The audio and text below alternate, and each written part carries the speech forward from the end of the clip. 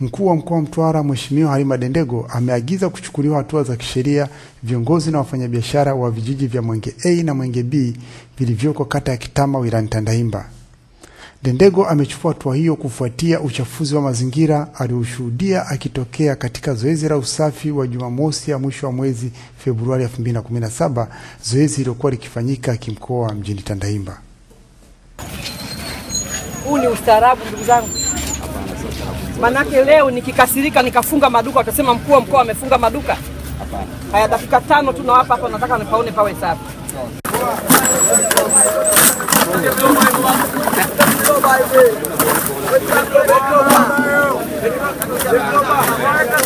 Mheshimiwa, nakuomba tena twende pale ofisini ukaangalie pale kwanza. Twende kaangalia hali ofisini bwana. Twende.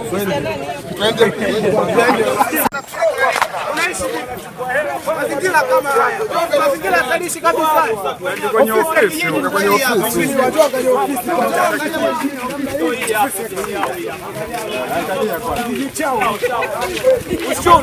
Mheshimiwa mkuu. Mheshimiwa.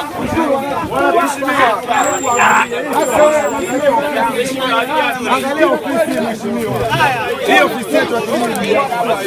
Angalia hali kama hii. Hali kama hii hapa hii. Angalia uchafu. Angalia kwanza hali hapa. Angalia uchafu. Kuna hali hapa hii. Ni wala sio hali ya kijiji mheshimiwa.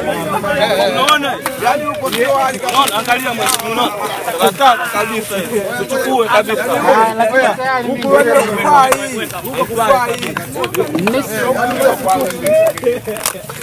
Ofisi ya kijiji na kwa hii. Bado sikize mheshimiwa. Hapo ofisi ya kijiji ndio hii. Hapo ungekuwepo hapo ungekuwa wenyewe mheshimiwa kwanza. Naam. Katika hali ya kawaida hapa binadamu tunaonyesha kabisa kwamba hatuko staarabu. Lakini mradi mimi kiongozi nimeona, niwahakikishie leo hapa sitoki mpaka pamekuwa safi. Na sio tu safi, mtaondoka na watu ili wakajifunze siku nyingine namna kufanya kazi za serikali. Kwa hiyo twendeni tuanze kule, akija mtendaji tunakuja, lakini lazima watu wengine wakawajibike hapa, sawa? Shughuli za usafi ziliendelea huku wananchi wakimwaga lawama zao kwa wafanyabiashara na viongozi wa serikali ya kijiji. Kuhusu hili lenyewe kwanza sio sahihi. Tegemea na mazingira yao wenyewe ndio wanaofanya kazi hapo, wanajua mazingira yote, kila kitu. Sasa swala la usafi uwezo kwa wanaimiza wakubwa kama hao wakati wanajua wanapofanya kazi vitu wanatupia miferejini, wanapofanya kazi wanatupia vitu miferejini. Wahimiza nani wakati wana akili zao kila kitu. Subini 2300 sijui na shilingi ngapi ziloba. Na serikali nayo lenyewe ndio linajua inachangia kwa uchafu.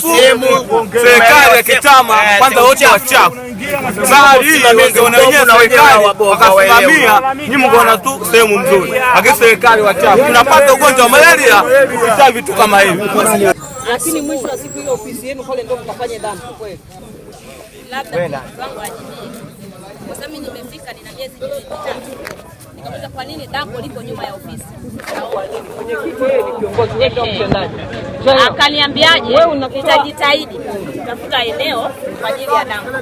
Mpaka leo hajanipa nyingi tofauti. Mwenyekiti kwa sababu ndio mwenyekiti anajua eneo lake wazi. Wewe ndio mtendaji. Ila mimi nikawajibika kukutimiza. Wewe ndio unatenda. Ndio, ndio maana nikapata kiamuliwa hapa mtu kunyongwa shingo na mnyongwa wewe. Sasa kwa nini ukubali na mambo hayo? Wewe ndio mtendaji, tumekupa ugavana wa hili eneo. Unatakiwa ulitawale. Ushanielewa? Mwite wewe mwenye nani? Mwenye visiwa tatu. Kuja usafi au utautoa ila ni kwa kiasi. Zile unazotaka wewe. Sheria na uruhusi. Au unajibu. Leo ndio siku ya usafi, unasemaje kesho?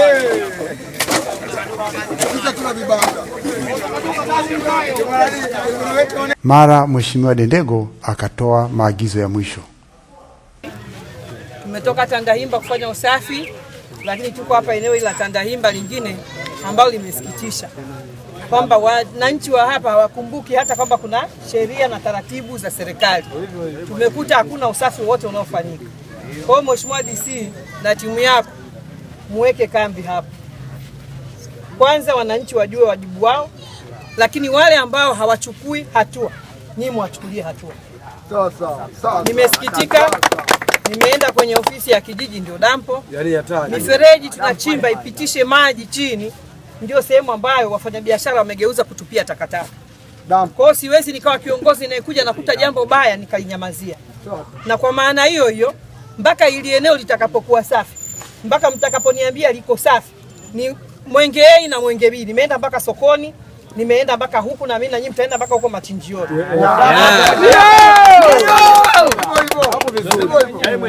Haya maduka haya wauza chips wote barabarani jioni ndio wana shughuli zao hapa.